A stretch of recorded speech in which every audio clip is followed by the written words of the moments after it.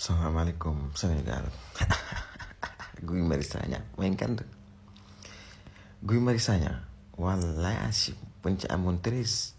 Guy Marius Sagna ba léegi réew mi changé na. Guy Marius Sagna da nga am liggéey bu am solo boo def ci waa China Mall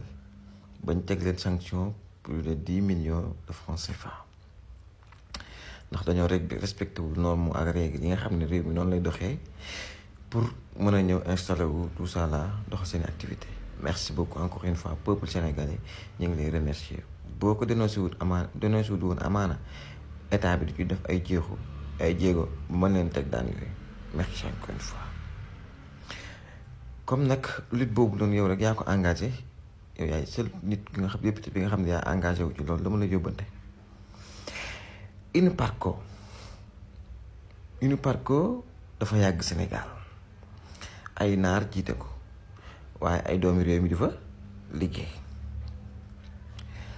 Uniparco waxuma la norme China Mall mais Uniparco yéen bu ngeen xamoon ni ñuy liggéey wallaay asib du fanaan Sénégal tey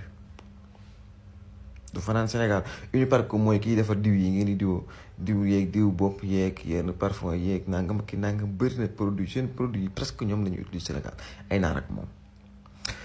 Uniparco ci ay circulaire inspection mus fa dugg ci buntu nga yem naari tuuf la xaalis nga génnaat ndax xam naa nag kii def ku ñu yónni pour mu inspecter liggéeyu Uniparco wallaay azim bu duggoon biir Uniparco bu génnee caabi ñu tëj ko buy génn balaa am 1 heure ñu tëj Uniparco ndaw yoo fay liggéey amuñu assurance amuñu contrat amuñu sax ay masques yu ñu sol bu ñu liggéey ci produits chimiques yi ay gaz ñoo leen di wër bu ñuy liggéey par exemple ñuy liggéey ci ñi nga xam ne si ñoom ñooy defar diw bopp yeeg ñoomin seen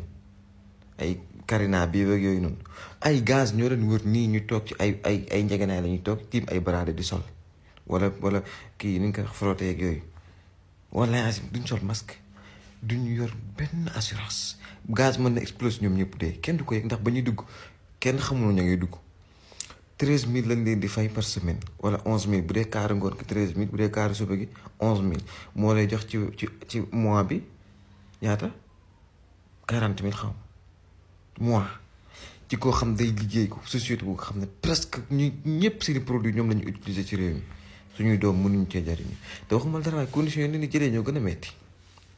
téléphone du fa dugg appareil du fa dugg ndax xam na ne bu ñu fa duggee génnee la ñuy liggéey ci biir ñu tëj usine ba kenn mosut a gis photo biir Uniparco.